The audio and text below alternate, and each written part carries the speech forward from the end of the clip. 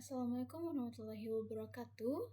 Di sini saya Tri Adrianti Amri akan mempresentasikan UAS Perilaku Organisasi UMKM Kapurung Bu Nur. Yang pertama, motivasi dan teori motivasi.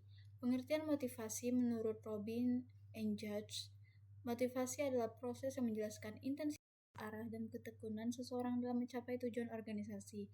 Motivasi mendorong karyawan terus bekerja secara optimal sehingga dapat meningkatkan produktivitas dan kualitas pelayanan.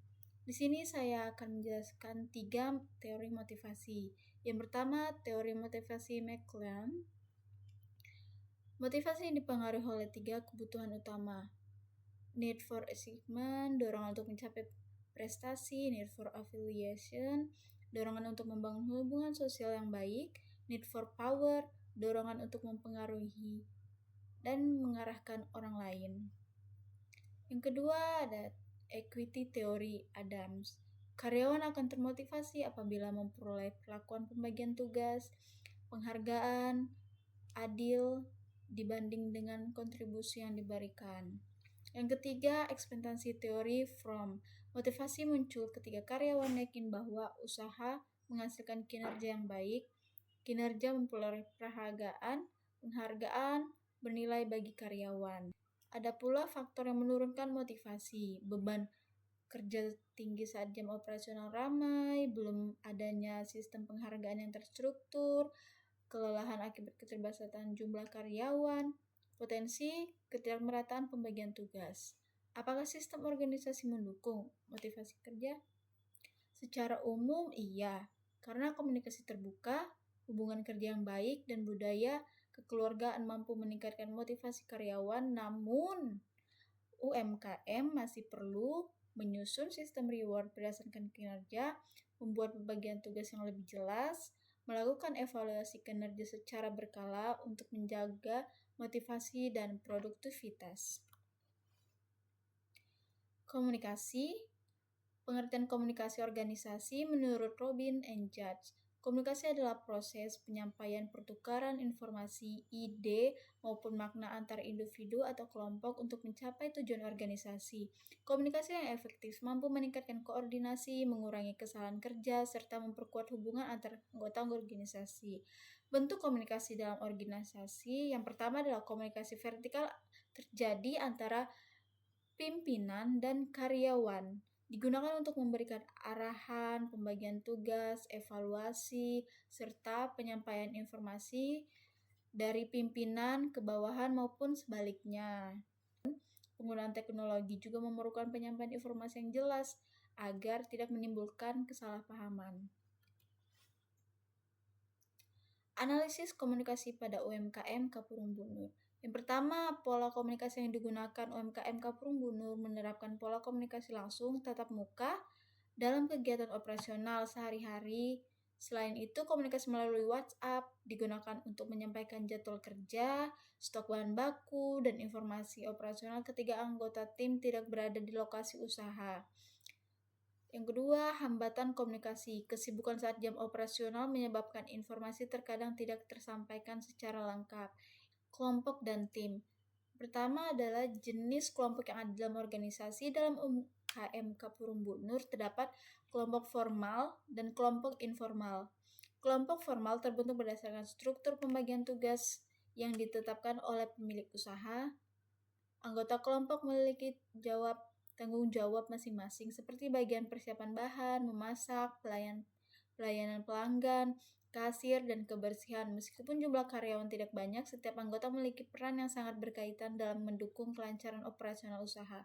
Sementara itu, kelompok informal terbentuk karena adanya hubungan yang dekat antara anggota organisasi.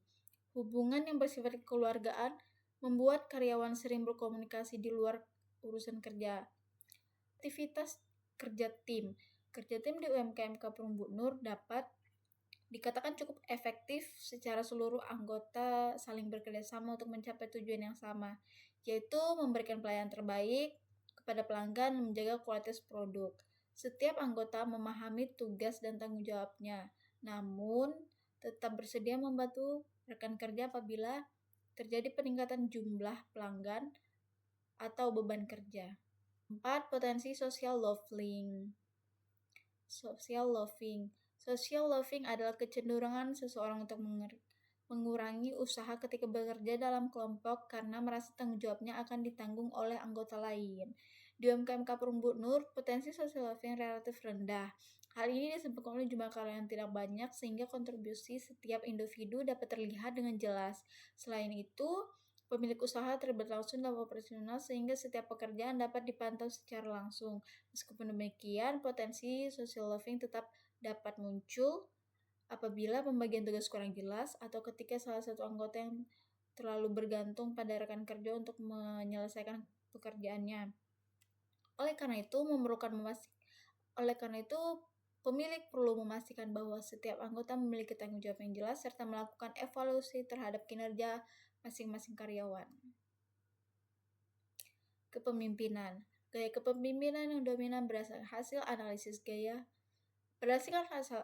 Berdasarkan hasil analisis, gaya kepemimpinan yang dominan di UMKM Kapurung Nur adalah kepemimpinan situasional dengan unsur kepemimpinan transformasional. Sebagai pemilik usaha, Bu Nur tidak hanya berperan sebagai pengambil keputusan, tetapi juga terlibat langsung dalam kegiatan operasional seperti mengawasi proses produksi, memastikan kualitas makanan, melayani pelanggan dengan kondisi ramai, serta membantu menyelesaikan permasalahan yang muncul.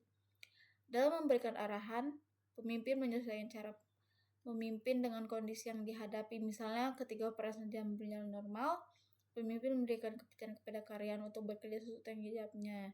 Namun, ketika jumlah pelanggan meningkat atau terjadi kendala, pemimpin memberikan arahan yang lebih jelas dan terlihat langsung dalam proses bekerja. Kedua, hubungan dengan teori kepemimpinan yang relevan. Menurut Robbins and Judge, kepemimpinan adalah kemampuan seseorang untuk memengaruhi dan mengarahkan anggota organisasi. Teori yang paling sesuai dengan kondisi UMKM Kapurung Nur adalah teori kepemimpinan situasional yang dikembangkan oleh Hersey dan Blanchard. Teori ini menjelaskan bahwa tidak ada satu gaya kepemimpinan yang paling efektif untuk semua kondisi.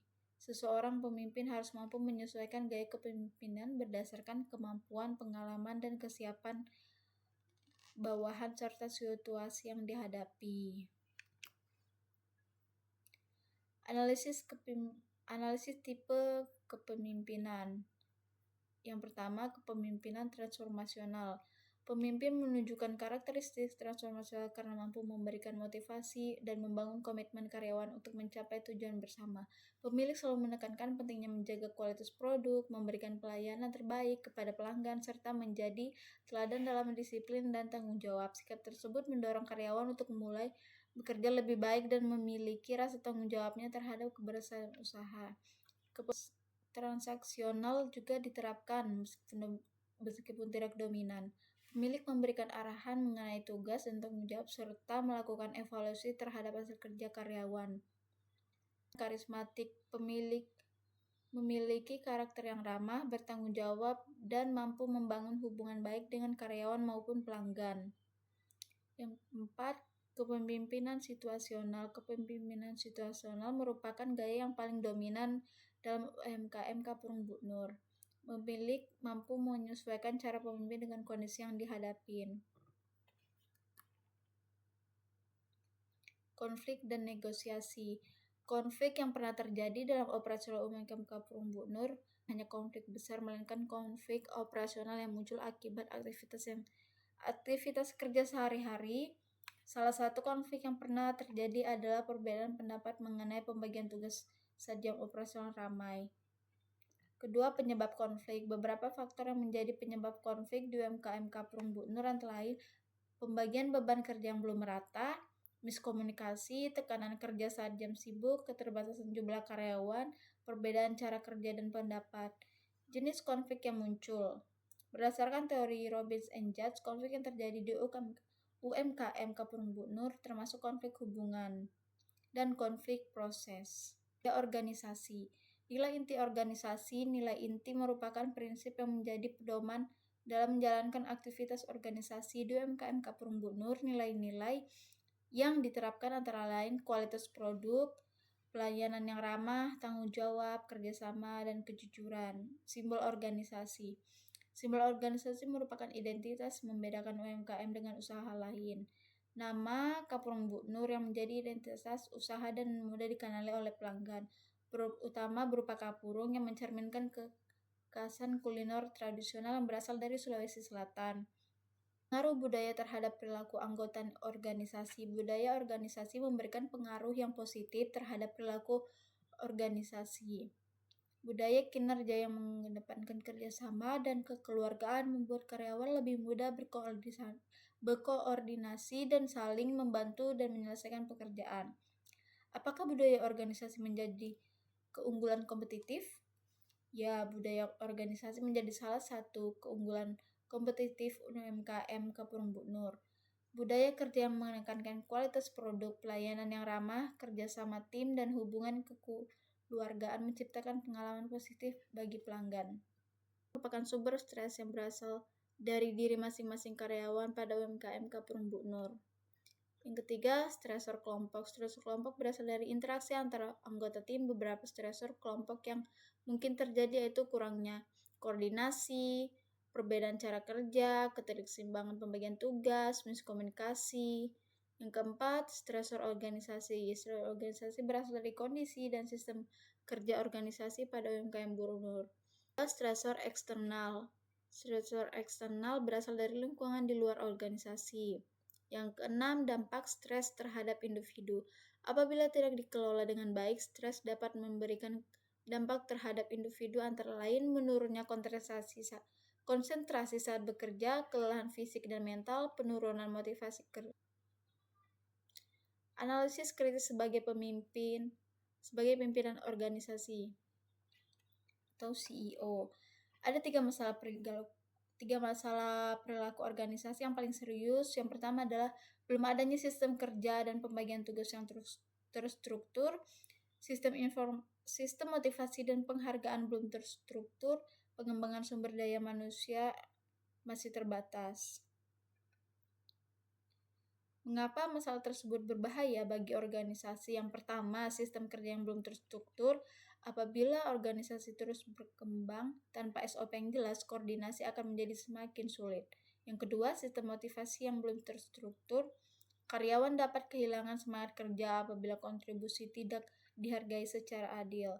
Yang ketiga, pengembangan SDM yang terbatas. Tanpa pelatihan dan pengembangan kompetensi, kemampuan karyawan akan sulit mengikuti perkembangan bisnis dan kebutuhan pelanggan. Solusi yang saya usulkan sebagai CEO, pertama, saya akan menyusun SOP dan memperjelas pembagian tugas. Yang kedua, menerapkan sistem penghargaan berbasis kinerja. Yang ketiga, meningkatkan pengembangan SDM dan pemanfaatan teknologi.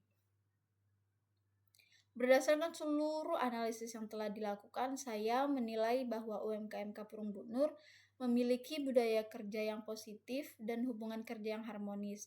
Namun, agar usaha dapat berkembang menjadi lebih profesional, diperlukan perbaikan pada sistem organisasi, peningkatan motivasi melalui penghargaan yang adil, serta pengembangan kompetensi sumber daya manusia. Dengan langkah tersebut, UMKM tidak hanya mampu bertahan, tetapi juga meningkatkan daya saing dan memberikan pelayanan yang lebih berkualitas kepada pelanggan. Baik, sekian, terima kasih. Itulah presentasi saya.